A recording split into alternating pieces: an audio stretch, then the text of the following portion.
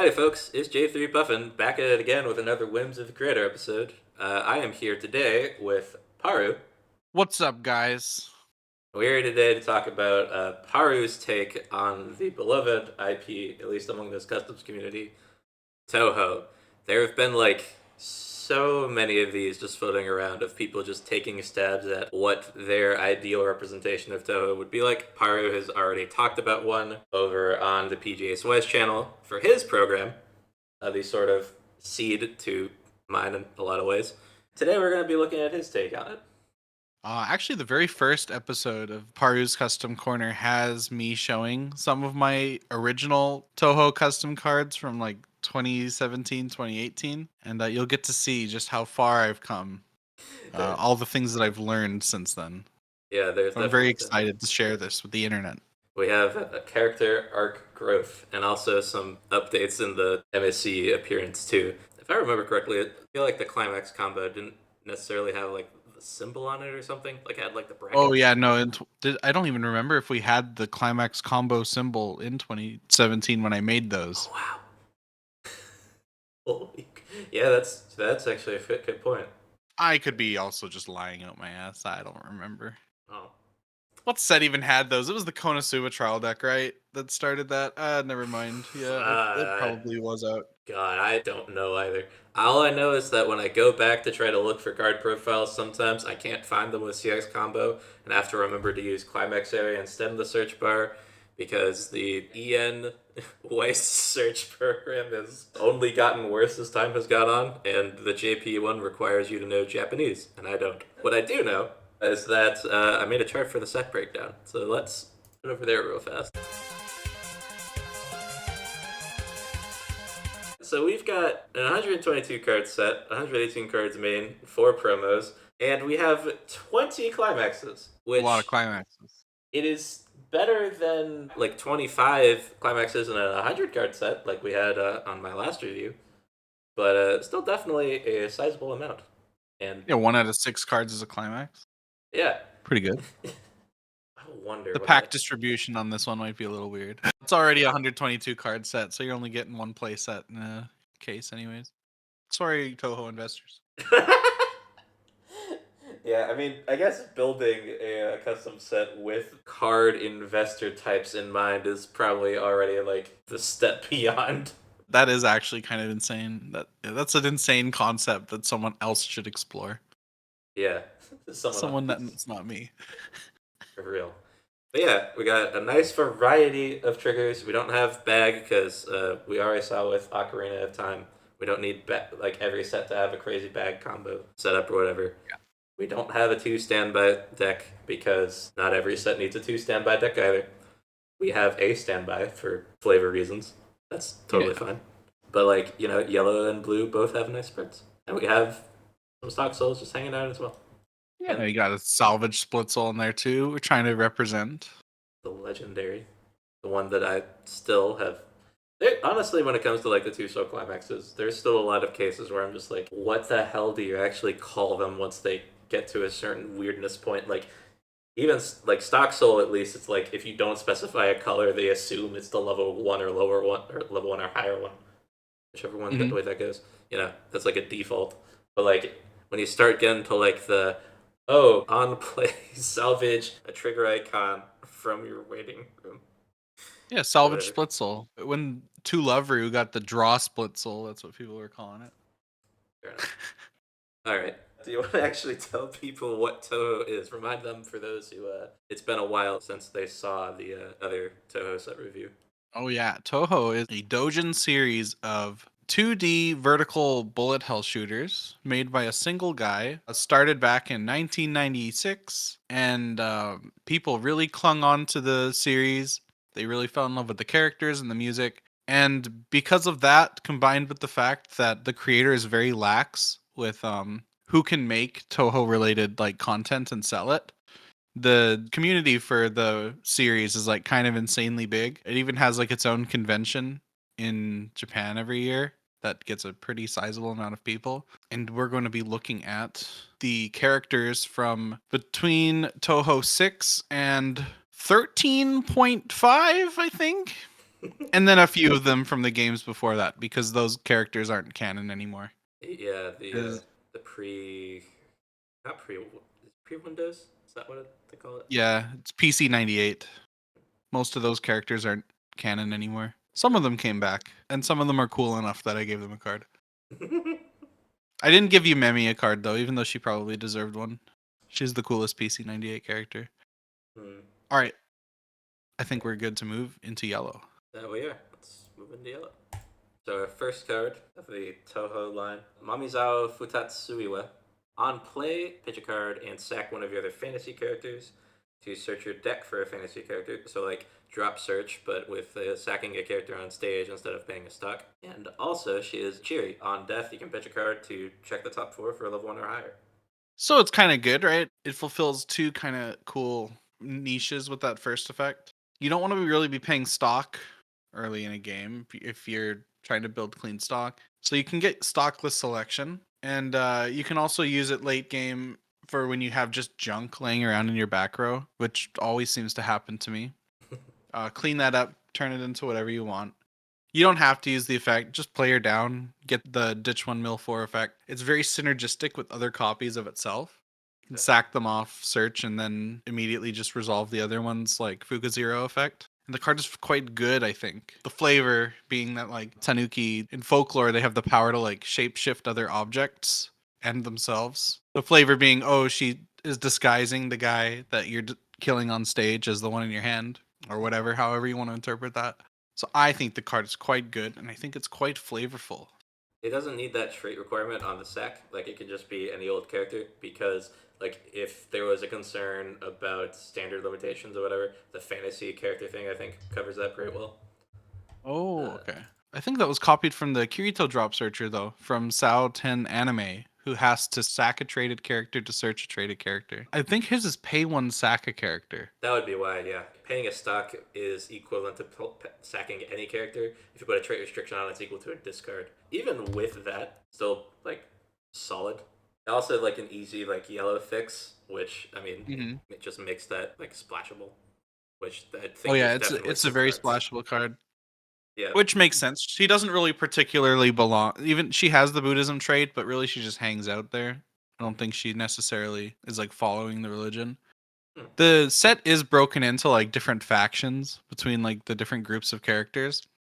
And then there are just cards like this that are just generically like good to have in like every other deck. I know there have definitely been points building my own sets where it's like trying to find that balance if you're going for like a little bit of like trait soup in your set. Mm.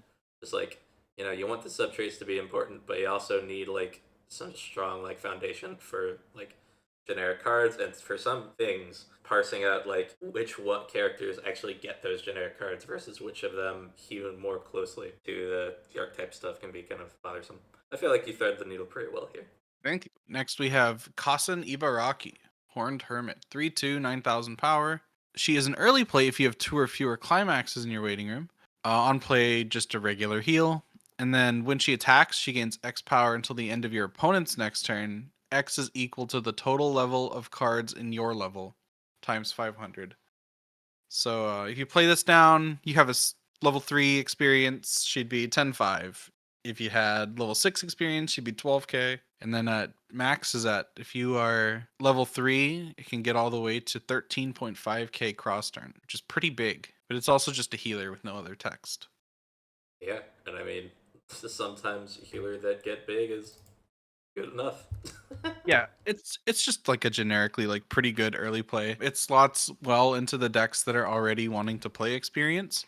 You're not like forcing the experience by putting this card into your deck. It itself is also just like an experience target for the level 1 yellow experience combo. The reason why she even has the experience combos because she's training to become an immortal. That's like her whole character arc in the manga that she's from. We don't have this kind of Right. bottom effect yet. Like they just haven't done it yet. It will be interesting to see if they steal another piece of Discord bred technology and just kind of slide this in another experience related set. We've It's already kind of got surprising too, because I don't think it's especially like overpowered, and I also don't think that it's like that out there. yeah. Surprised they haven't done anything like this yet. Yeah, I mean, we've got like the level 0 combos that are like, they get power and a plus a level for each card in your level, but they don't have like anything literal like this. It's very curious why they haven't done it. Maybe there's some sort of reason in the universe. Who knows? Maybe they don't like the total level of cards in your level. Maybe it might be something petty like that. Also, the All fact right. that this power line, it's basically static because it's until the end of your opponent's next turn, right? It's not like she's like big on your turn, small on your opponent's, like a lot of the sort of the beater style healers, like a Suisse or whatnot. Like this is cross turn, super easy to defend, which is It does mean though, if you level up while it's being attacked, you can't randomly just spike it up an additional 1500 true. power. That's true. And like effects like blink or whatever. If it gets blinked, it goes back down to being small. True. There are downsides. All in all, fantastic. All right. Speaking of fantastical things, this is Byakuren Hijiri, a sealed magician. Level 3. When she's placed on stage from hand or memory, heal. When her climax is placed on the climax area from your hand, if she is in your memory and your level is 3 or higher, you can put her in open position of your stage. And when she attacks, if the climax is in your climax area and you have a full board of fantasy or Buddhism characters, you can pay 2, pitch a card, to give her 2k on following 2 abilities to the end of your turn. Those 2 abilities are when her damage is cancelled, you deal that much damage again, the damage equal to your soul. And at the end of this card's attack, deal 1 damage to your opponent.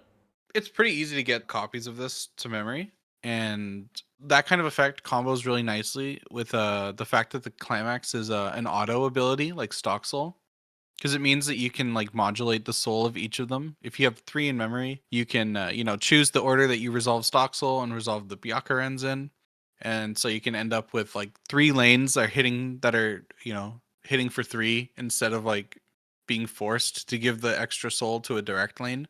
And then because you're playing them from memory and playing stock soul, the combo is actually just like super cheap to resolve.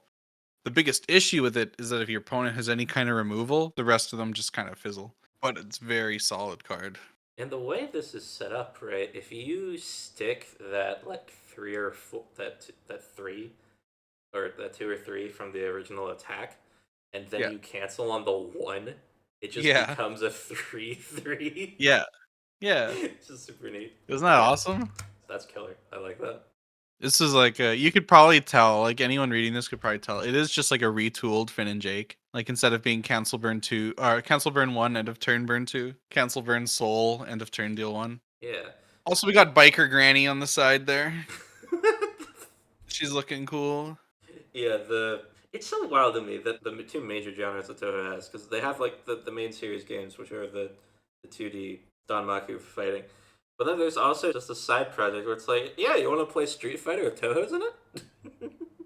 Touhou fighting game, let's go. Man, the new fighting games are so lame though. The old ones are base. Toho 12.3 is actually an awesome game, and there's like daily tournaments for that shit. So Wow. that one's fun. Play as Suwako. She's really bad, but she's cute and she flaps her arms to fly. I need a clip of that. That's funny. All right. Next card on the You got docket. Marisa, Oriental Western Magician. Move and I'll shoot. Oh, I messed up. I meant shoot and I'll move right away. You can on play discard 1 to heal the top card of your clock to stock. And then at the end of her attack, if you have her shot climax, Blazing Star, in climax area, and you have 3 or more colors in your level, and you have Mima, Vengeful Evil Spirit, in your memory, you may pay 4 and discard 1 to deal 2, deal 1 to your opponent. So you probably only get like a single lane of this card, but there are like a few cheap or free off finishers that you could play alongside this. And then triggering shot with this card is kind of cracked because you're just stacking even more damage onto it.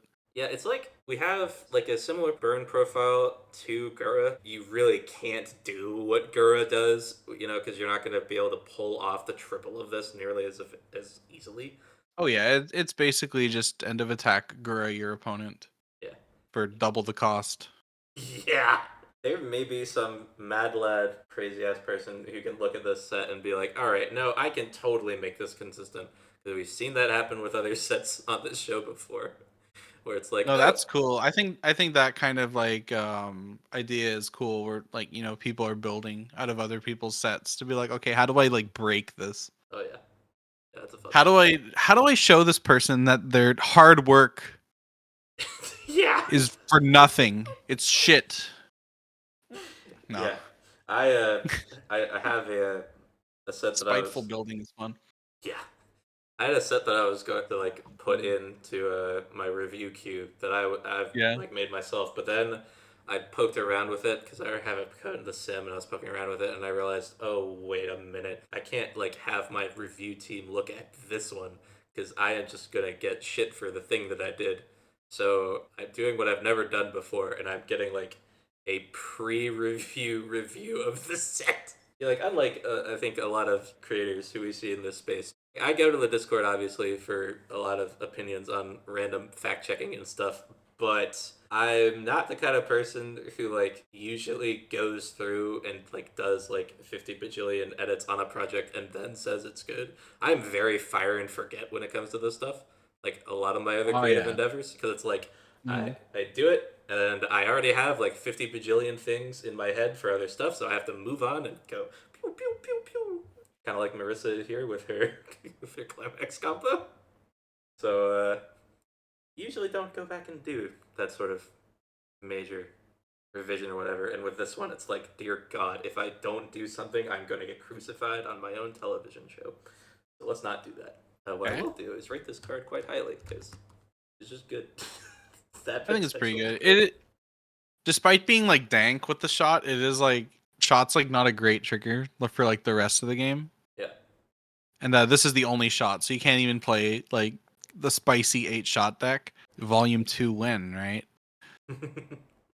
Now, the conditions are pretty free at least. Even like the cost is insane, but at least the conditions are kind of free. 3 more colors, all the colors are good, so you don't have to worry about playing like a dud color. Yeah. Mima is literally a 4 of in like most decks Mhm. that just sends itself to memory when it dies. So that's like not a condition either. They're really just both like flavor conditions because she does have like the giant rainbow laser to blow your opponent up. And Mima was maybe her mentor. We don't really know. The combo's cool though because when she uses this attack in the game, Blazing Star, you can fight against this an imperishable knight. She like charges at you, and like most characters in like bullet hell games do not like attempt to like melee you. Usually they just shoot you. She and Byakuran, funny enough, back to back characters, are like some of the few characters that actually try to like fucking run into you. And so she charges at you while engulfed in a laser, Oh, and then what? when she flies past you, the laser itself is also spewing out like stars that you have to dodge.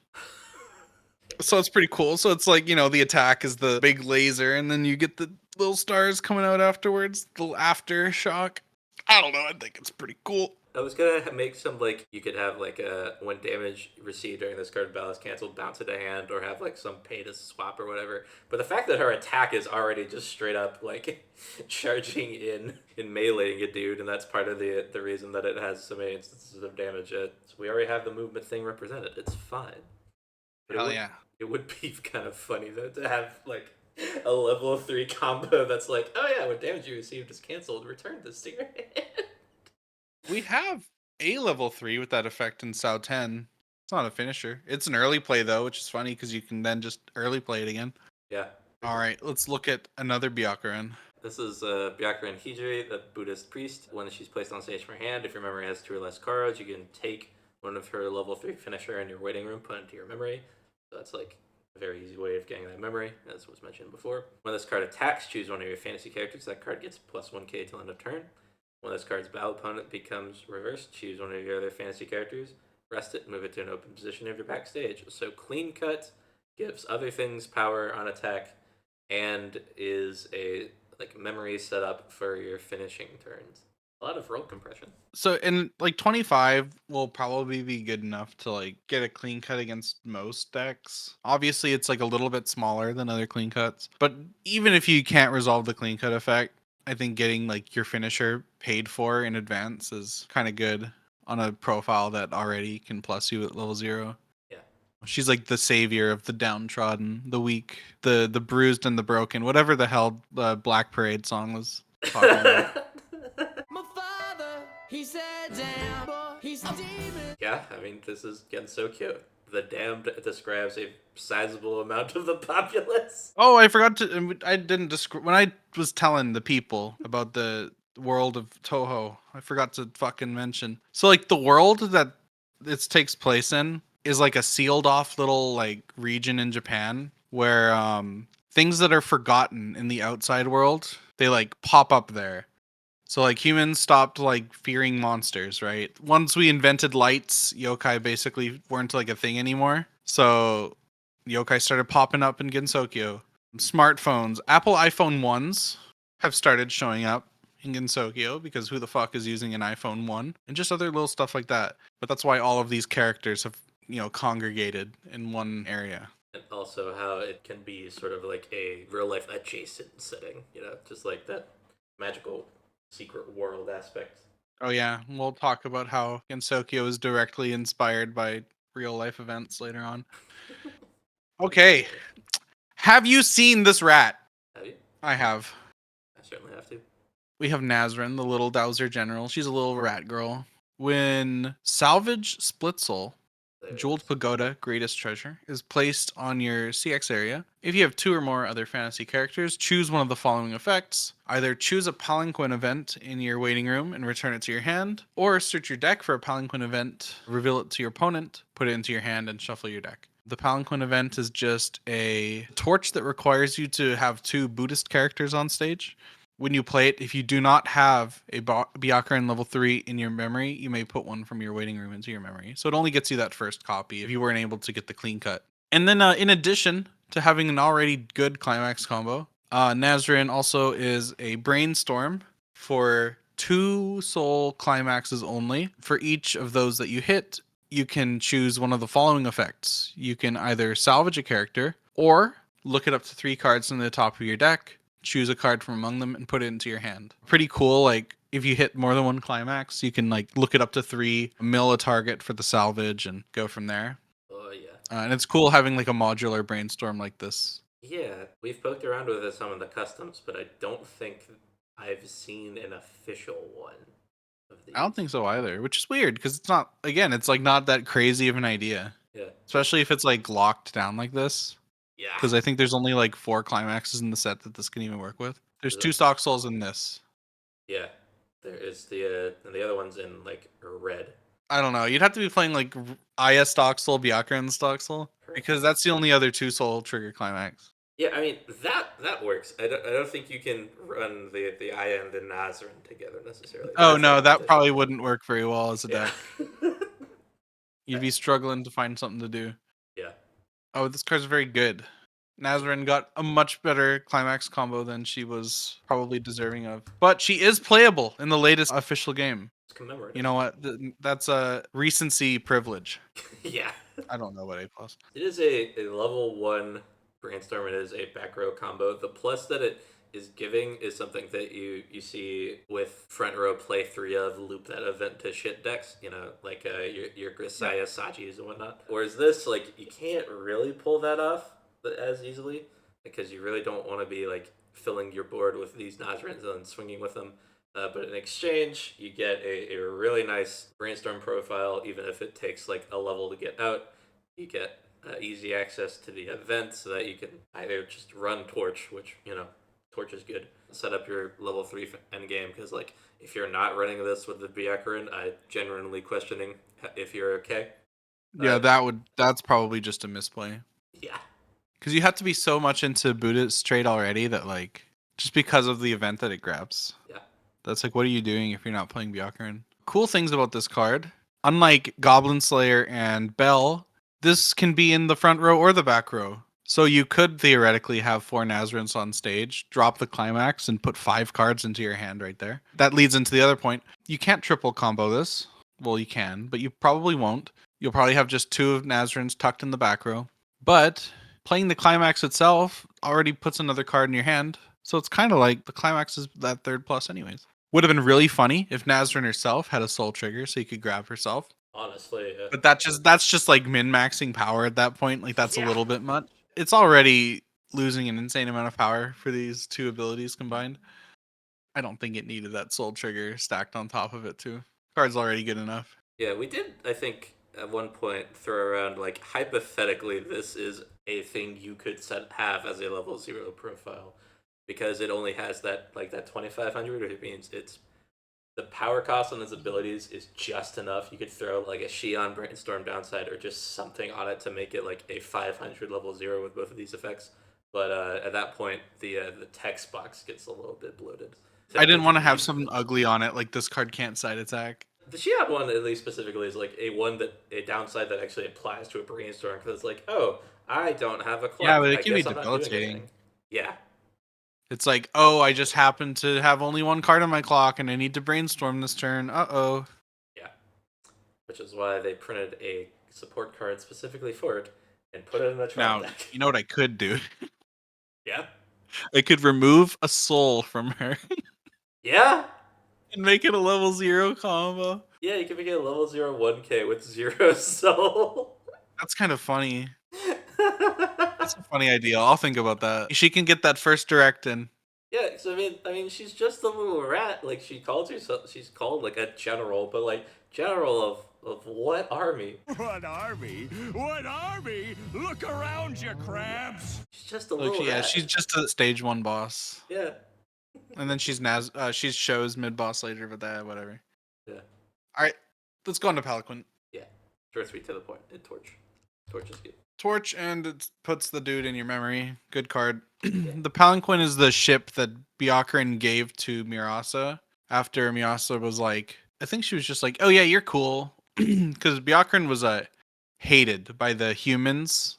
Okay, hang on. Let's go into all this fucking. Let's go into just the plot of Touhou 12 real quick. Yeah. So Byakuran long ago was like a human like Buddhist priest. And one day she's like, I'm gonna start like trying to enhance my body with magic. She's getting swole with you through magic. She didn't hate yokai. She was like, yeah, the yokai are all right. The humans were like, no, we don't want you here anymore. You're like a traitor to humans. You like yokai and you're using magic. That's like some witch shit. And so she gets sealed away. And the Buddhists now are like they're looking for her because they know that she's out there somewhere. And this is the ship that they're flying around in. That was actually given from Byakuran to Mirasa. I don't remember why. She gave her a ship, and this is the ship they fly over to Hokai in, where Byakuran is sealed away. And the ship can also just transform into a Buddhist temple, which later becomes the Murenji temple. Imagine if instead of having like a fighting robot form, a transformer went from between vehicle and building, and those were its two states. That's kind of base, though. I feel like that's a very different kind of show. Like like the premise for it, like what it'd be doing, but it could absolutely be its own like cartoon series. Not gonna lie. Just gotta be careful about the kinds of buildings that you use. I don't think Yeah. like Buddhist temple may actually be alright, but like maybe not other forms of religious I think they'd structure. probably just steer clear of any religious affiliated Yeah, building. that would be safest. Oh, and you know what? That's probably like for the best. It's for the advertisers. You don't want to tread on anyone's feet. For real. Oh my god, a car that turns into a gas station though. That's the Alright. stupidest thing I ever heard. Alright. That's awesome. Let's look at a show. Yeah. Show Torimaru. She's a tiger. She gains 1,000 power for each of your other fantasy characters. So with a full board, she's sitting at 95. When she attacks, if the level 3 Byakuran is in your memory, reveal the top card of your deck. If it's level 1 or higher, you can put it in your stock. It's like a super cracked Mel. Yeah. And then when it attacks, if you have the same climax as Nazrin, the Salvage Soul, Split Soul, and you have 2 or more other characters, search your deck for a fantasy character, reveal it to your opponent, put it into your hand, and she gets 3,000 power until the end of turn. So she swings at 12-5 if you're resolving your climax combo. It's like those other level 2s that refund you a hand and a stock with the climax. This one, the stock is not guaranteed, but she swings a little extra big to compensate. Yeah, And kind of. also you can like order these, so like you can search zeros out of your deck to be more likely to hit on the top check effect. Yeah. Or you can use the top check effect first, decide if you're going to stock the card, like, oh, it's a climax, don't want to trigger that. Search your deck for whatever you want, shuffle your deck, and hopefully you don't trigger that climax again. Right. That's probably actually a good reason to keep the Nazrin at level 1, huh? That synergizes better with this combo. Mm-hmm. Yeah, that tracks. The Mel effect has been talked about a little bit on this show. Some thoughts on like what kind of conditions it's okay to have on it versus like some of the rotating cast of hosts are like the Giovanna is because it is constantly on. Basically, it is like too good. Whereas cards like the Mel, you have to like get a condition to turn it on, and I think that means that this card would be seen in that light. But this is also a 2-1, so it's having to pay. So like you need multiple turns of this combo to resolve for it to do more than just pay for itself. So like Right. The goal of perfectly it is fine. to just like bridge you, Yeah, like be a decent bridge to level 3, like give you something to do. definitely does that. I And mean, I plus, like, the Bjarkren is so cheap that even if you whiff all of your top checks, you can probably still resolve double Bjarkren. yeah. Show's cool. She's like a tiger. She's got a big stick. She's like the avatar of Bishamonten, disciple of Bishamonten. I don't remember what it was. And then Nazrin was sent by Bishamonten, who is some god in some sphere of theology. I don't remember which one. Fair. I'm not a theologist. He's a custom card designer. That's right. All right, more custom card designs. This is Suika Ibuki, the free spirited Oni.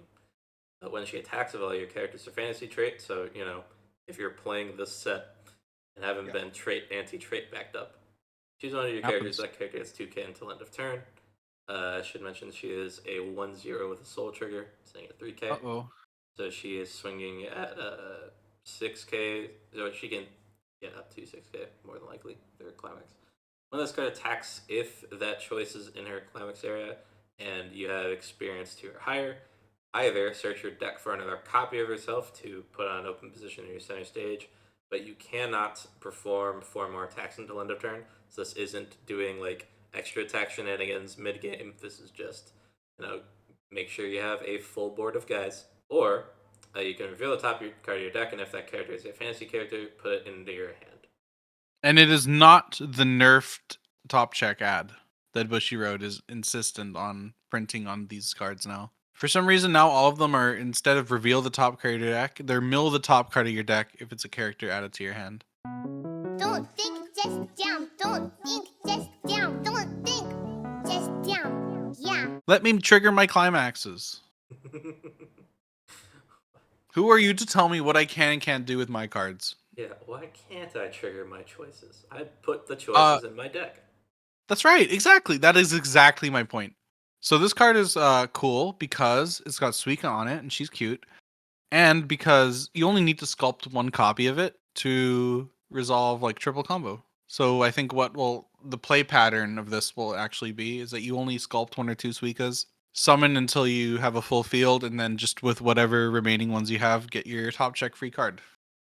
Seems pretty reasonable to me. Lack of selection is like a problem, sure, but I don't think that like makes this bad because it does have like the other upsides going for it. Yeah, I mean, like, you're playing choice, and you have a decent amount of filtering and scrounging for cards in this set. Like, I think you get enough selectivity support. You're also just, like, holding on to cards in your hand because you're not having to, like, sculpt around for triple combo, but that also puts the combo at a state where it's like, the combo itself is trying to mitigate for that. So if you play it like a normal combo, it's just kind of like a Matsuri level, just plus, which isn't, like, Yeah, amazing. it's a raw Okay. plus at least, and the set Yeah. does have a helmet, so Yeah. at least you have something that can convert raw pluses into characters. Yeah.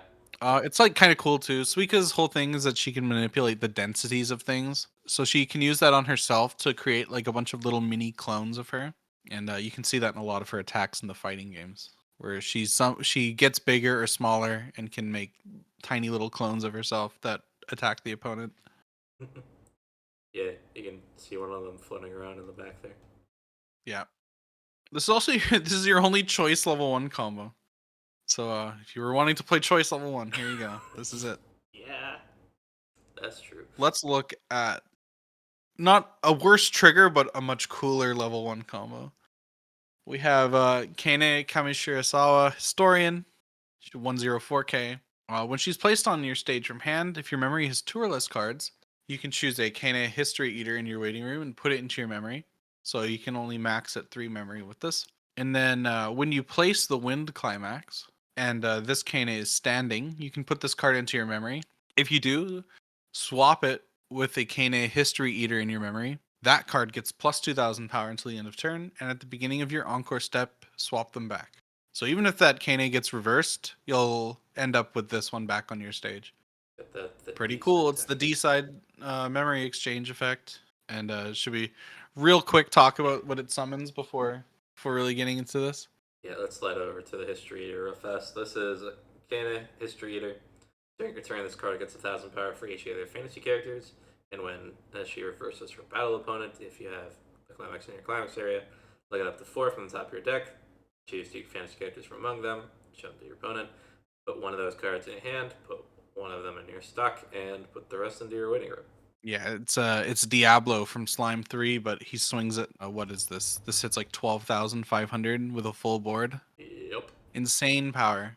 Insane power on a bad trigger, but it comes with the benefit of having memory. It always lives, even if it doesn't. And it's cool flavor because Kane, she's like this the one in the blue outfit, she's like a school teacher. She teaches history, and she has the power to like conceal things from history. So when you encounter her in the game, she like conceals the history of the human village, so the village just disappears from existence temporarily. And then she's got this were form, the Hakutaku Kane, who comes out on the full moon. You encounter her in the extra stage of Imperishable Night. It's a full moon. She knows you're trying to fight her friend Moko, and all of a sudden she's just like crazy powerful.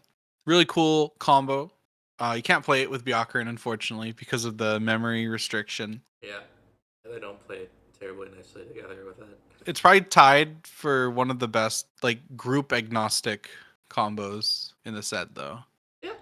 I mean, it does have some other cards that like play off of it, not like Oh, direct that's true. requirements, There's but another card that checks for this in memory. yeah, there is like a little bit extra to this package. Just not in any way that's like deck defining like some of the other like big archetypes in this are. The D side changer is cool. Just the exchange them then exchange them again kind of text to get around like reversing stuff, so you're not worried about like swinging into like tide lanes. Dress Up Darling also had the D side effect, but they were messing around with it to do some different stuff, like having a defensive low level character that like switched into some like non-combo offensive like or tools like some kind of bomb, some other stuff like that then switched back, so you got like your bomb utility and also or like their I think it's like their level 2 or level 3 killer was one of the options for that, whereas this is just like straight up like, hey, here's your wind combo, which I mean, wind isn't like the most amazing trigger in the world because it's a non-blessing trigger and people don't like non-blessing triggers. But the fact that it is as playable as it is puts you in this weird space, kind of cool space where like you can mess around with some very curious looking trigger lineups. It's one of the things I definitely like about this set, having the range it does, right? It's like, Play Wind Shot. yeah, you Play just bad triggers, good combos. The deck. non-blessing combo triggers the deck, yeah. It's awesome that this thing like just straight up clears early plays. Yeah, like Your level 1 combo just remains like good. I get all throughout the game. yeah, this is a level 1 combo that you can totally. You're not feeling as great about it at level 2 if you don't have the 1/0 to change into it, but like that's how you're getting them anyway. Because if you manage to triple this turn 1, your 1/1s are all in your memory anyway, so you have to get the 1/0s back to do it again. Oh yeah. And like worst case scenario, like even if you don't draw the 1/0, just play it from hand. It Yeah, refunds its own stock. It's still big even without the 1/0 Kane summoning it. yeah, it still gets up to like 10-5, and 10-5 is still perfectly fine into a lot of off-turn early plays. So yeah, just here. It does deserve that. Let's look at another climax combo that refills your hand in stock. We have Ran Yakumo Shikigami. If you have 2 or more other fantasy characters, she gets plus 5,000 power. And she has a climax combo with a choice climax that has Link on it. At the end of her attack, if you have the Yukari Brainstorm in your backstage, choose a fantasy character in waiting room, put it in stock, search your deck for fantasy character, reveal it to opponent, put it into your hand, shuffle your deck. It doesn't have the same kind of timing that Alice and what's her name, Muron have. It is susceptible to things like removal, like memory kick or whatever. But it's also a better timing for compressing your deck. Like the issue with Muron is that you compress your deck super well and then you just trigger 3 pants in a row. But this is compressing after attack, so it's less likely that you're just going to trigger all your climaxes immediately. Yeah, you only hit like one. And you can play reactively. You can see how much damage your opponent takes and then decide what you're going to search. And also, it Yeah. doesn't have the the Muron issue of, oh, this is a 10-5 level 2 combo that also actually sits more like 11-5, 12 bigger and has hexproof on it. Like, this is just a Oh yeah, no, conventionally there's no standard level spicy 2. hexproof support in this. Yeah. So, like, super solid. And for the deck that it's actually going in to play off that Link, like, it is again, just kind of a nice bridge between an early game and a finisher setup. So You end up playing like a weird split of door choice and pants. I'll let someone else figure that out for now. yeah. Those triggers combined make playing this card pretty easy. Also, one more thing, Ran is one of my favorite characters. She's pretty cool. She's like a fluffy fox girl, but then her actual personality is like kind of serious and cold and calculated. She's like incredibly intelligent and she can run insane like mathematical problems through her head like instantly. So Yukari like refers to her as just like a living computer. And then in the fanon, she's just depicted as like this like caring mother figure for Chen. And that's the cutest shit ever. Let me tell you. That's such a contrast, right? Like, just like this like cold, literally calculating woman who's just like, she's out here to eat people and serve her master. That's like, except for this one little soft spot she has for this random character. A little cat officer. girl, yeah. Yeah. Yeah, Yukari's like she's like busy. She's got her own shit to do. She usually just sends Ran out to do all of her chores and whatever other dirty work. Yeah. So that's why this Ran has to have the Yukari in the back row. She's doing Yukari's work for her. That makes sense. Yeah, there's a couple cases of the long-suffering maidservant in this series. Yeah, we have Yumeko, who no one knows who that is. Sakuya, Ran. Oh my god, Ran is also just a projectile in half of the games. Like in the fighting games and in Imperishable Night, Yukari just uses Ran as a projectile. Seriously? Yeah. Oh, that's funny. If you ever look at like I didn't even realize what it was at first when I first played Imperishable Night, because that was the first Touhou game I played when I was in like 9th grade or whatever. When you're like using Yukari, and like it's especially noticeable when you're fighting a boss, Ran will just like go up to the boss and start spinning. She just spins. She spins really fast, and that just does damage to the boss. It's kind of awesome. And then Ran's playable in the latest game too. She's like Nazrin. She finally became playable. Nice. So she also gets the recency bonus on her card. Congratulations to us. That's right. After, oh god, Ran probably came out like actually 20 years ago. She's finally playable. This character is older than like probably at least one of the viewers is. All right. This is Miko Toyosato Mimi, the Taoist. So we've had Buddhism characters. We have our first Taoism character. She's a 3/2 with 3,500 power. Because she, you can see that auto effect already. All of your other fantasy characters get plus 1,500 power. It's continuous. And then when she's placed on stage for your hand, she'll have the following effects and perform it. Drop to one card, choose one of your opponent's characters, and that character gets during this card's battle. You cannot play backups or events from your hand. So, draw a card, make it so your opponent can't support one of their guys. Or choose a card in your hand, put it in your waiting room. If you do, put the top card of your clock into your stock. Or all of your characters get plus 1k power and plus 1 soul till end of turn. All right, let's talk about Miko real quick. So Miko is literally Prince Shotoku, which is a dude, yes. Miko herself, not a dude. I hope you're following along so far. I've played. I know Fate. I'm used to this. Yeah, this is just a Fate situation. So Miko is Prince Shotoku, who I don't remember anything about him. I'm not a theologist. Go look him up. He's pretty cool. The thing I do remember is that he could listen to 10 conversations at the same time and like understand like all of them are about. Miko kind of incorporates that into her characterization in Touhou Project by having the ability to hear the desires of up to 10 people at the same time and then can try to grant those desires to people. The funny thing that I thought about doing was, oh, what if I slap 10 options on that second effect? It's like, oh man, I can just let you do anything, like any level 3 in the effect in the game. Just let Miko do that for you. And then I decided that would be like funny, but it doesn't really make for like a good looking card or even like a well made card. Just Yeah. because it's flavorful doesn't really mean that it's like well made. So we ended up with this. It's the Kanata from Hololive, the level 3 from set 1. Nobody really played it, but it only had that second effect. Yep. This one has the first effect. So it's an assist in addition to doing all those other cool things. Yeah. Funny enough, despite like the rivalry between herself and Byakuren, this card plays really nicely with the Byakuren level 3. Yeah, because it doesn't choose your own character, you can choose an opponent's character that they can't back up with. It also pumps Byakuren hopefully over counter range on cards. Yeah. We can say that's a reference to Touhou Project Symposium of Post Mysticism, which is a official book where all of the like religious leaders and Yukari get together. So it's like Yukari, Miko, Byakuren, and Kaneko, I think. They all get together and they just like talk about stuff. Huh. It's like a cool book. You know, they're able to sit down and put aside their differences. Miko's cool. She has fans that may think that this card is not appropriately well statted.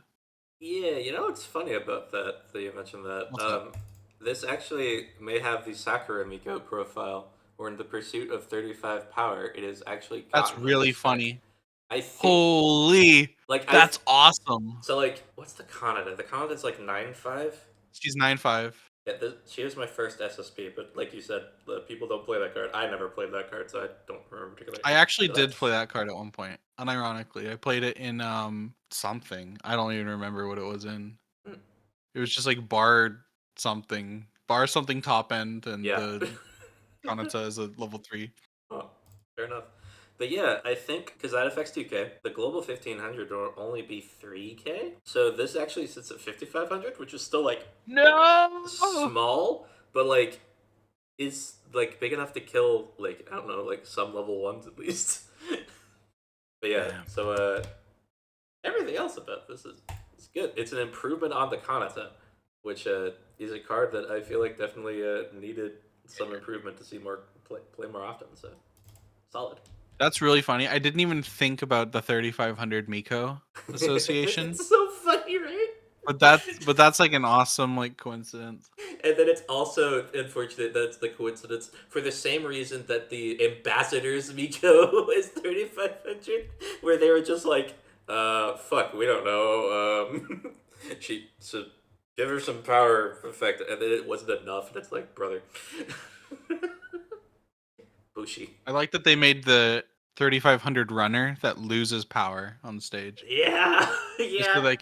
Just so they could print 3500 on it. Yeah, that kind of shit. If you have characters in your custom sets with number associations, please just go out of your way to make it happen. It's hilarious every time it happens. Like the Miku 39 event. Yeah, That's the craziest shit. I wouldn't have thought of that. yeah, for real. I like that the Aqua from Hololive Premium Set 1 that's 4450. There's an Aqua from the premium set that's 4450. Yeah, she What is what is like the meaning behind that? 44.5って何？嘘つけ！そのやつを知ってるやつはな、みんな知ってんだよ。私の体重だよ。私の BMI だよ。バカ！うるさいよ。あれね、おかしいよね、あのバイス・シュバルツも。私バイスさんにちょっと文句言いたいことあるんですけど、いいっすか自分。45。はにゃ？ Ring Fit's based though. That game's awesome. I believe it. It's like really funny. It's you know what's really funny is watching someone else do it and like just laughing at them. That's fair. Speaking of laughing at people, We have Flandre Scarlet, sister of the devil. She is Remelia's little sister. She gets locked up in the basement and is not allowed to come out until Touhou 17 or 18 point something. I don't remember. Flandre went like literally 20 years between appearances. Yeah. I don't know about literally. She pretty much went between like 18 and 20 years between appearances. It was crazy. So she is on play, sack a fantasy character, another one. To do the Marine thing where you look at 3, put one in hand, put one in stock. When she attacks, she gets 1,000 power for each of your opponent's characters until ends of turn. So this can peak at 13.5. And then when she attacks, she's a pay 3, bottom 5, Icy Tail. This That's some good damage. guy is just awesome. So it ends up just being like when you consider that she pays for one of her own stock, pay 2, mill bottom 5, pretty good for a non-climax finisher. Yeah, for real. She's big. She's an off finisher with the Marian effect, so you're not committing to like a combo lineup of any sort. Just slide her in whatever. She definitely does something in the 8-2 Soul Buddhism deck, just as a making appearance there. I don't know about like she definitely could also do some work in the Scarlet Devil Mansion deck, but she's definitely not like necessary strictly in that one either. But just Marine effect wherever you can get it is nice, and the fact that it's generic and a big swing, on top of the potential to also do that extra damage. Very nice. Yeah, the Scarlet Devil Mansion deck, their climax combo only burns 1 on attack. So having like access to something like this that can deal a little bit more than that, just nice to have. She's cool. Flander gets locked up in the basement because she's just very destructive. Her power is that she can hold the eye of an object in her hand and then crush it to just destroy the object, which is basically like it's like actual like elementary school power. Like I have the power to destroy anything, and your friend's like, okay, man, whatever. Yeah. But that's what she can do. The powers just get like kind of progressively like more and more out there. It follows the same kind of like logic JoJo did, where it's like my guy has the power of fire, and it's like okay, well my guy has the power to like replay events in time. Yeah, it got Uh, more and more conceptual as time a went lot on. of a lot of inspiration from JoJo in general, just throughout like the entire series, and we'll see at least one example of that as we go through this. So I ran a Pokemon D&D game for a hot minute, and Uh-huh. I had this character that I was setting up as like a rival to like the part, like kind of an offshoot rival, because I gave the party an NPC companion. I was like, well, I want that character to have like their own rival, so that the players could like develop one organically, but then like she just would have this like other NPC I could throw at the party every now and again. And I found this fan art of like a girl with a backpack and like outfit or whatever. It's like, yeah, this is cute. She has kind of the vibe I was going for like a fairy type trainer who also, is kind of just a complete bitch to her sister. And it turned out it was Flandre Scarlet fan art, and I was like, what the fuck? That's funny. I'm sure a lot of people have like come across like countless Touhou fan art without even realizing it. Yeah, the only way that I was able to know for sure was, and it's a little bit difficult to see on this art specifically, but Flandre has these like Christmas light looking like wings that go out, which I love. That it's just a very fascinating design choice. Yeah, she's great. I'm glad she has a very good card. Now we Yeah. can talk about more good cards. This is a weird good card. Yeah, definitely an interesting one. This is Shizuka Aki, the Crimson Rain. When this card is placed on the stage, you can pitch a fantasy trade character from your hand to draw a card. And when she is placed on stage from your hand, or by the auto effect of your Minariko Aki Sweet Smelling God, or put into your waiting room from the stage, we put the top 3 cards of your deck into your waiting room. So double time mill and on play pitch draw.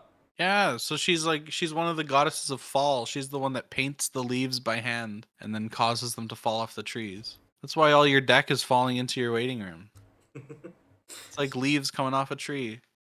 It's such a cute little thing. And then so it used to just be that effect. And then I was looking through the set and I was like, I want a level 0 that lets me draw. What do I put that on? Shizuha's not doing anything. She's only milling 6. Let's give her a draw also.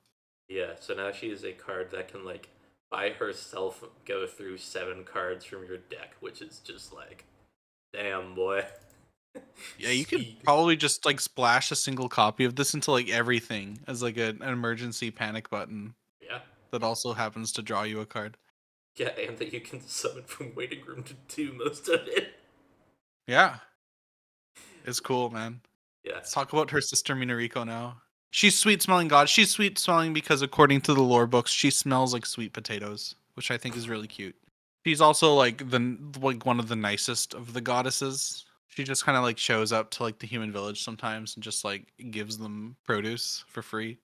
On play, you can discard one to spawn a cost 0 or lower character from waiting room. So it's like the Reine from Hololive 2. Also, you can tap 2 characters as an act ability, give one of your characters on reverse blind stock. So 2 pretty good effects stapled onto a card. And she procs the mill effect of Shizuha if you summon the Shizuha off of Minariko. So Minariko's more, she's more about like the growing, the positive part of autumn, and Shizuha is more about the knocking all the trees leaves off.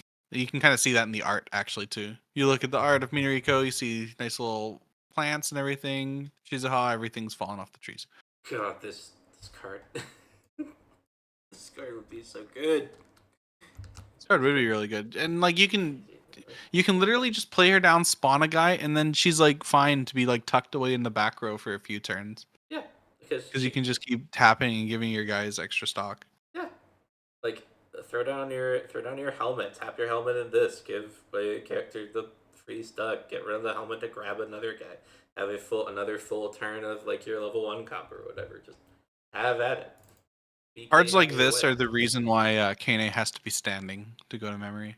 Yeah, because that's the immediate that's kind of the immediate thought process. Because on the other hand, like this doesn't synergize immediately well with Kane because of that memory switch maneuver, meaning that like you wouldn't actually be able to give that effect to the combo, but for like your right, off you lane, could like tap her down to give it to like a third lane or something. Yeah, I would do that. So you know. You can use this with the Alice. There's another changer in the set. Oh yeah. It doesn't have to be standing. It would make your color situation kind of weird, but nothing would be stopping you from doing it other than that. I mean, you're already potentially playing those colors together in a yeah, you're already probably playing blue and yellow both in a Magic deck anyway. So that's true. Like if you're gonna build the quote unquote Magic archetype deck with like a book shot split or something. Because The Magic deck being book shot. Oh yes, you are in yellow already. Yeah. So that wouldn't be that bad. No. And you already need like 3 colors in that deck anyway, so like Yep. It's not that weird. But yeah, no, this card's great. This I feel like this is honestly probably better than the Rene in a lot of cases. Oh, absolutely. I definitely think it's better than Rene. So actually, I feel like the Rene by itself may actually be an A. These cost 0 spawners are already like cracked. Yeah, there is. This one's just like extra cracked. There's a major division in the community on whether Rene is okay or a complete mistake versus they put it again in Chainsaw Man and no one played it. Yeah, but that's not necessarily a problem with the card. That's more of a Chainsaw Man situation. Yeah, the Chainsaw Man's like, why would I need level 1s? I have a level 0 combo and a level 3 combo, and I have a mid game that exists that'll get me there in the end. Mm-hmm. Like you don't really want to be burning like a cost 0 spawner and a Kishibe, and also that cost 0 spawner actually was trade locked, if I remember correctly, because we've talked about this a little bit before on this show. I think it was actually Dress Up Dark, where we went through and we're like, all right. I didn't watch that one. Maybe I should go back and look at that. It definitely has some tech that's a little reminiscent of things we're seeing here. But yeah, like Mob Psycho has like the Reagan level, like the cost 0 spawner, but it can only spawn mobs. So like, oh yeah, when you when you trait restrict it or like archetype restrict it, that's one thing. But if it's like a generic, like I can put this in any deck I want, like the Rene is, and like this really is because yellow is kind of a very splashable color just from what we've seen already. It gets a little cracked, just a little bit. Do you remember the funniest part about that Reagan? That it couldn't spawn the Brainstorm until they had to change the rules of the game so that Reagan could spawn the Brainstorm. My God. Quotation marks ruining everything. Stupid fucking quotation marks.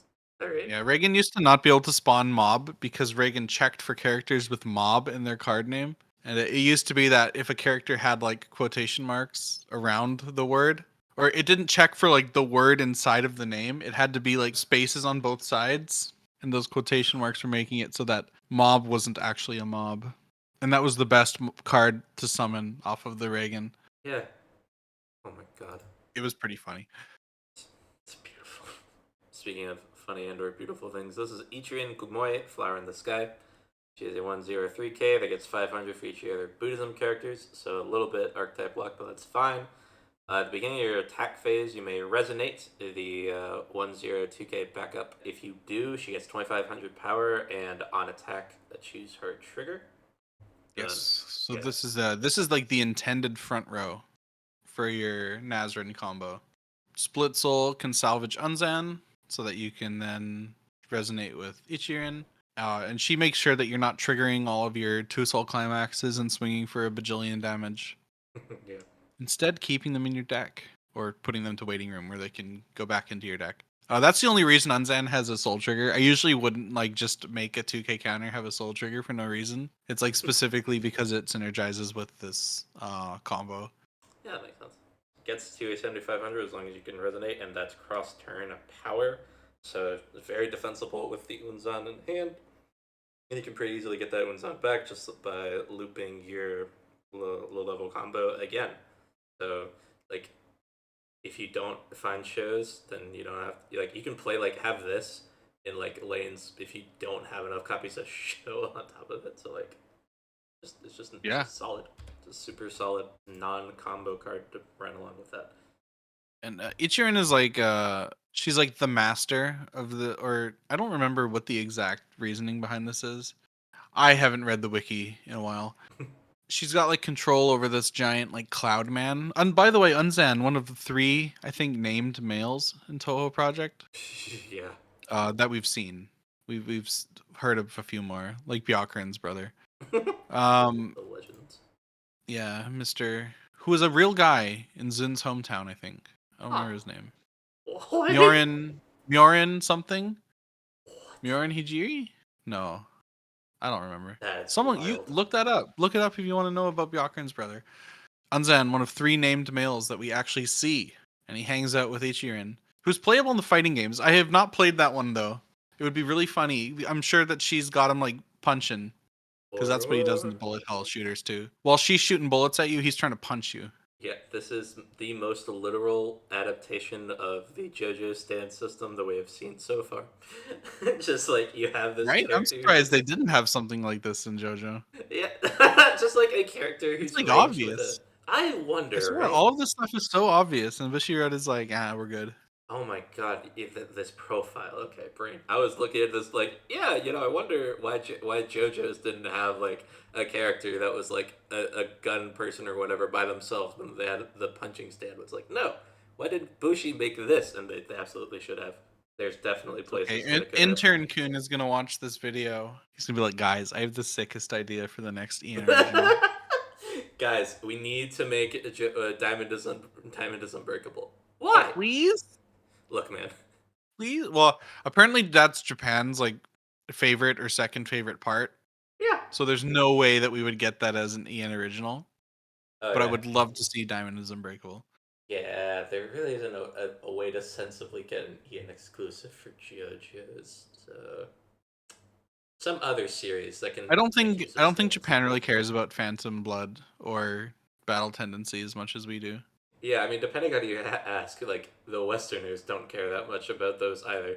Yeah, but people like Part 2 Joseph. They because do. he says funny words. I know some people who stopped watching because Part 3 changed Joseph, in their opinion. It's like, what? Anyway.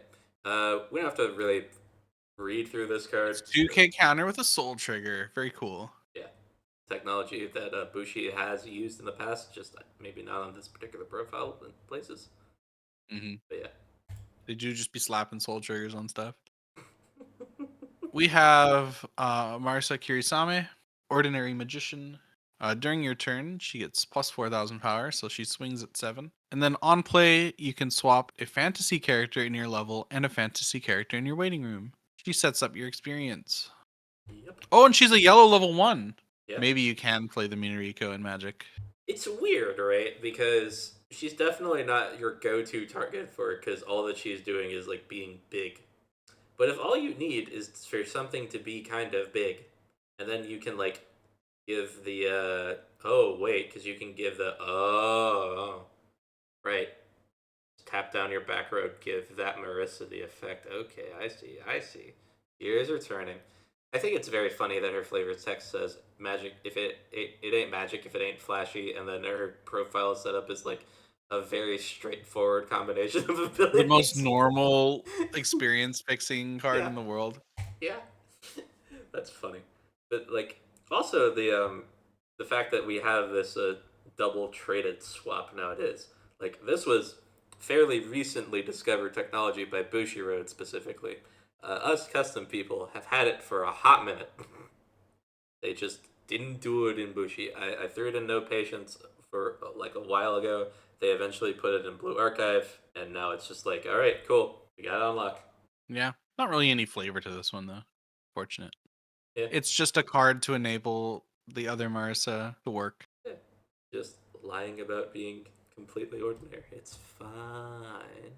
This is the most ordinary card. Yeah, but like she's also like you can't just look at Marissa and not talk about the fact that she is a thief chronically. That is kind of her personality trait. She do just be stealing stuff. She just rolls up to places, takes their stuff, and then says, "I'll bring this back later," and then later never comes. And you see that with like her attack list too, with like her choices of spell cards and shit.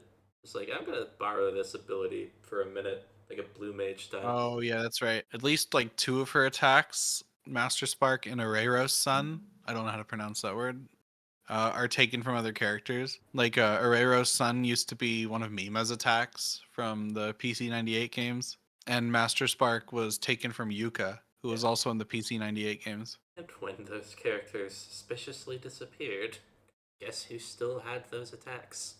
Well, Yuka did come back at least. Hmm. Mima is still lost to time.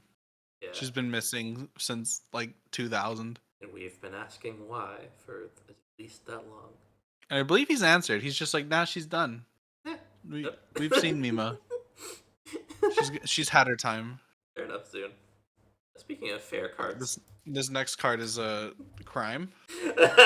Yeah, this is. Look, she's a cute criminal. She's the originator of the little face in the corner too. You've probably seen that Oh my gosh. somewhere of so some many character. times. Well, this is Kyoko Kasudani, a sutra chanting. When she's placed on stage for your hand, reveal the top card of your deck. If it's a fantasy character, give one of your characters +1 soul till end of turn. And when she's placed on stage from hand, you may pay 3 stock to stock swap your opponent. It's like an interesting like level to have this at. Not being a 0 means that you have to like be somewhat invested in yellow to even play this in your deck. And then not being a 3 means that it's not a great attacker at level 3. So it's in like this weird middle ground where you can play it for most of the game, but you have to be invested in yellow. And it itself is not like an amazing attacker at 3, but it can enable like sides and other cool stuff. It's a pretty good card, and she's just like a little dog girl. She's a oh no, I don't remember the species name, but they're like a yokai that like repeats things. You see her and you're like good morning, and she screams good morning at 300 decibels back at you. Yeah. Yeah, which is the soul bonus, right? Like, Yeah. she says hi to someone and then that just like shockwave. Yeah, she sweeps your stock out with her little broom. Yeah. And then screams at you. Adorable. Great. The She hits you with the Ohio. sends you to Ohio out of Gensokyo. Oh no. Launch. So like yellow we've already established isn't the worst color to fix for. And like No. because like, she's not a great target for obviously you don't want to be swinging at her like late game. That does mean that she's an easy just character to just like, all right, play her down. We've got like 2 open lanes anyway because our opponent cleared our board last turn anyway, so it's fine. Just play this down, stock swap, play the Flandre, get her out of there, get a stock in a hand off of it, so it's not feeling. Oh, it is a quite as funny bad. target to kill with Flander. Yeah. Also, you could do that reverse hypothetically, or like no, because you're like that doesn't play quite as nicely with Byakuran, so maybe it's not that deck that would be running this.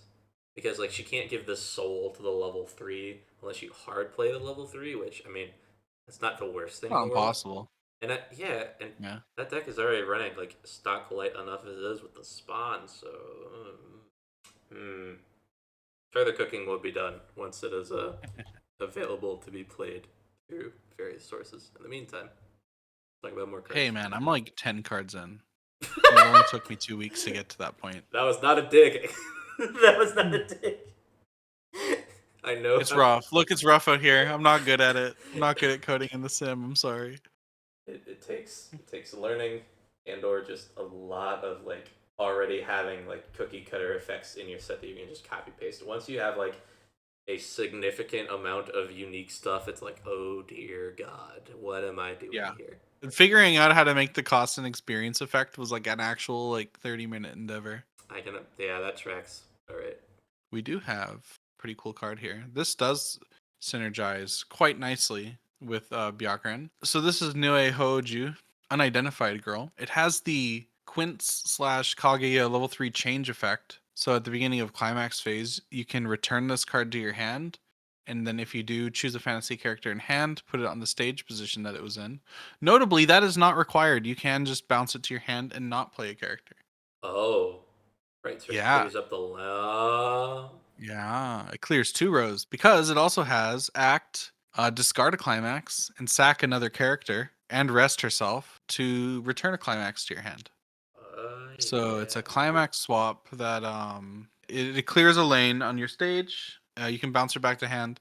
Ideally, if you were doing that, you would be summoning another Byakuran, but you can also just bounce her to hand, do nothing with that. Now you have 2 empty lanes to play Byakurans into from memory. So it's just a cool little thing that you can do. There's no way that she hangs out with the Buddhists. She's the extra stage boss for Touhou 12, where all of them are introduced. Oh, gotcha. My primary experience with this character is Touhou Phantom Magic Vision. Because I remember seeing her card in that game. And me and my roommates spent like a month working on like translating and goofing around with.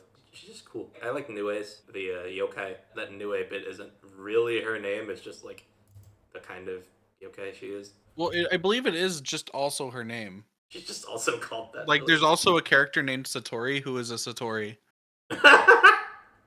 You know what? Fair enough. But Yeah. Arknights has a Nue in it, and I need to fix up the set that character is in so I can actually talk about that at some point, because that character is hilarious to me for a number of reasons. But yeah, Nue's cool. This card's really cool. Oh, and then it's flavor, because she has the power to, like, make herself or other things, like, become unidentifiable, or, like, change their shape. And so she can change the shape of your climax, or change her own shape to a dude in your hand. Yeah. This has a double flavor. 2 flavorful effects. Yeah. Perfect. Alright, next we got Rumia. This is Rumia hiding in the darkness. She is on reverse level 0 stock bomb.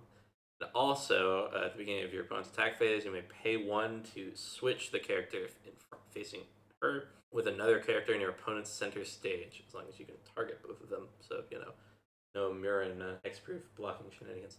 But this is a really cool use of the trial deck Shion's little pay 1 swap effect to try to like get some extra field plussing out of this, and as well as like setting up like for the bomb if you can't necessarily field plus, just getting around some like awkward scenarios where like somehow your opponent has locked your ability to move with like, I don't know, the Dragon Maid Brainstorm or something. I was thinking of that too.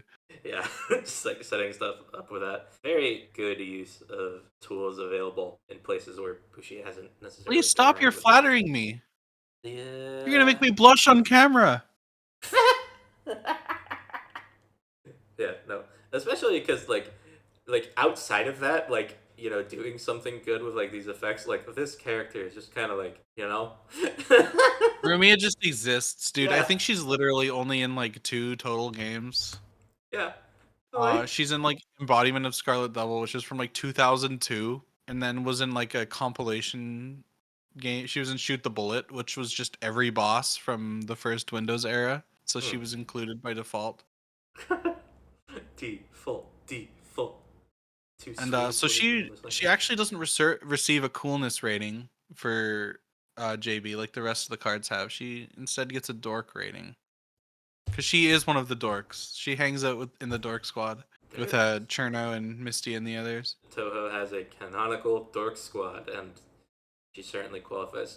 This is like, a world of like yokai and monsters, and I get that like most of them are, like looking like cute girls in this series for, reasons that Zune has refused to completely identify. But like she just looks like some like schoolgirl who got lost and is just hanging out in the darkness to try to like ambush people. You see Yeah, that she menacing? is carnivorous. Yeah. Despite the unassuming appearance.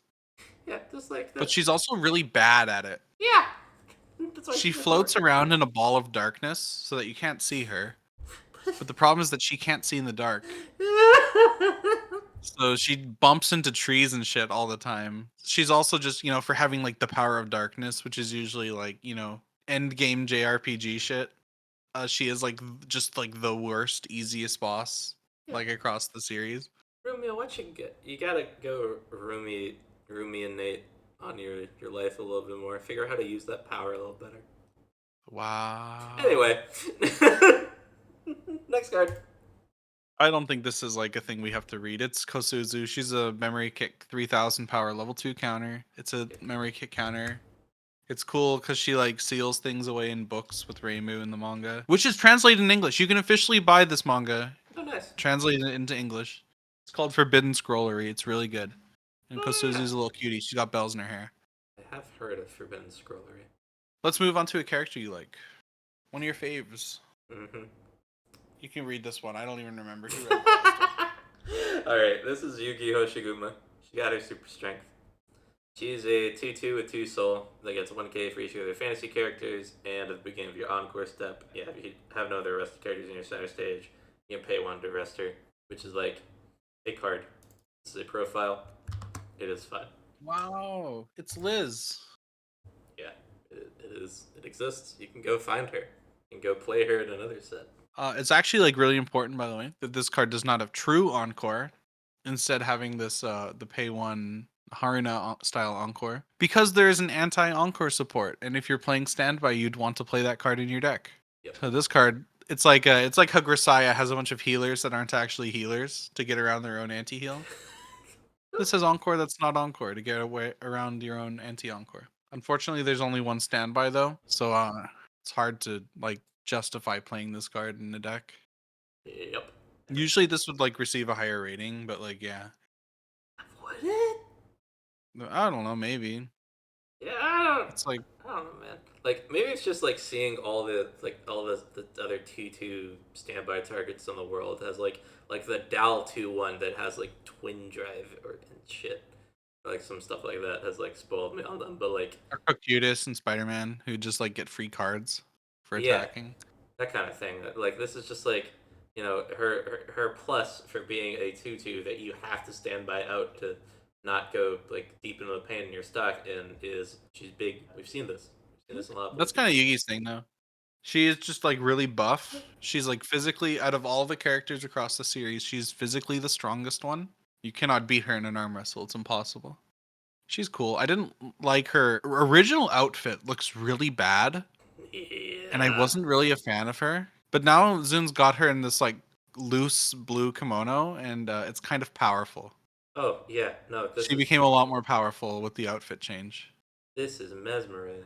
So like she has her like sake, like little sake bowl there. I'm Yeah. a little surprised you didn't give her alcohol trait too. Oh, that would have been funny. Yeah, because you have like Suika and her, like both of them kind of they share some vibes, including the alcoholism, and also Yeah. like Hoshiguma is ironically partially one of my favorite Tohos just because I am also deeply in love with another Hoshiguma, the Arknet Hoshiguma, because that Hoshiguma is like God. I just seem to have at least a couple of types, and one of them is apparently specifically Oni characters who are riffing off of the Hoshiguma legend. But this card disappoints me. I mean, it's a cool name. It means Star Bear. Yeah, It's an awesome name. I would definitely want to bear her stars. All right, moving on.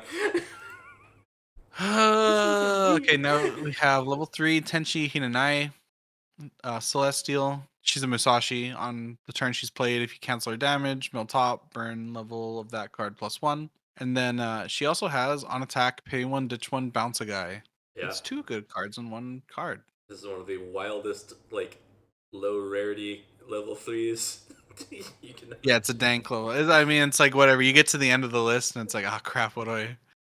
yeah. What card makes the common? Because I decide the rarities at the end. That's like the very last thing I did. Yeah. When I know other people like design the card around the rarity, I'm designing the rarity around the card. You know, And and I was that, like, it's the worst yellow level 3. It gets a common. yeah, like it's so good for like a hypothetical budget player, like the same way that like Aqua This was card like, slaps in Pauper standard. yeah, this card is fucking cracked in an environment where it's just a bunch of low rated shit. It's like, wait, why the fuck do you get a Musashi? I don't even have 2 climax combos in my deck.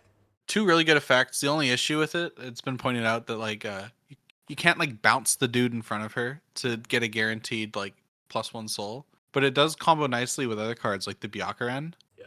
Like it gives you a direct lane to swing with Byakuran so that you don't get Mary Kick countered and lose your 4 or more characters condition. Mm. Yeah, there's a And it's good for other stuff too, like Marisa. It makes your Marisa not get hit. This is one of the best cards that you can play with the Marisa level 3. yeah. Since the card itself is like a free burn, it can stop Marisa from getting clock kicked or memory kicked or whatever, since her ability's end of attack. It's really funny when like characters unintentionally work well with characters that they don't necessarily even like interact with much in the original property. Yeah, it's like I have no idea who the hell you are, but for the purposes of this otaku's card game, we're gonna work Minariko and together. Alice is like a really funny one because like those characters I don't think ever have even been in like the same like game, like not even having like interacted with one another. I don't even think they've ever even been in the same thing. That's hilarious. That is ridiculously funny, actually. Oh, we got a fish coming up next. Yep, our last card for yellow. It's Confronting the Catfish, as we all must in our lives. This is a 2/2 yellow event that requires you to rest a standing fantasy character. If you do, search your stock for a character or event related to your opponent, put in your hand, shuffle your deck, and then pick up to 3 fantasy characters in your winning room to put them into your stock. Going fishing. Hong Mei-ling takes a nap and like has a dream that this catfish is like trying to like kill her and take over Gensokyo to destroy it. And it's one of the very few characters ever to like just be like explicitly evil. Like I am evil and I want to destroy the world kind of thing. And it's just a big catfish. And she beats it up and it's like, all right, I guess I'm out of here. And like it was like seen as just like a funny thing that happened in Mei-ling's dream. And then in a later fighting game, you fight Tenchi in a dream, and she just summons the catfish.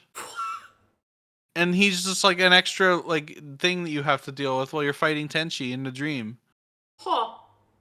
And so now Tenchi and the catfish have like minor association with one another. So anyways, it's funny. That's why you have to rest a character, because they're taking a nap. Yeah, that's... You can get a card out of your waiting room, and then it cleans up your stock by paying 2 and then stock charging 3. Yeah. You end up you can use this as a stock charge event if you really want to. You can pay 2, search nothing, and then stock charge 3. Oh, yeah.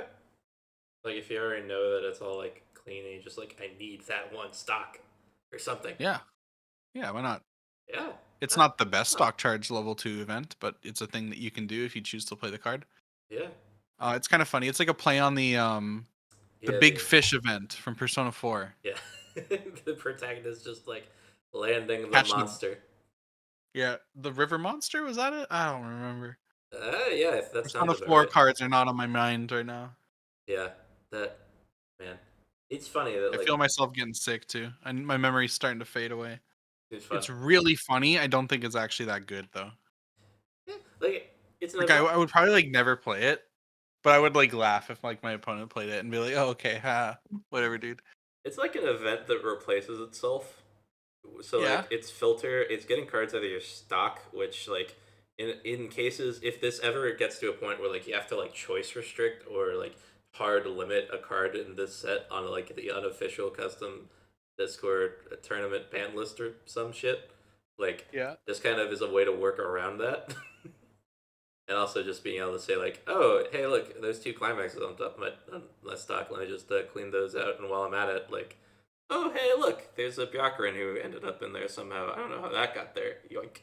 because it doesn't have a bond or anything, like you maybe need to make it like either a higher investment or like play into a little bit with some like filter cards, because we have at least a card that like can get you character or event with like the classic top check filter effect, because otherwise you just kind of have to like hard draw into this. Maybe that's like if the follow-up to this set could like throw in some more like fighting game cards, you could have that scene with the Tenchi in it. That That'd like be funny. she You like could just have a bonds with screen. us. There's okay. The problem is there's no art of this fish.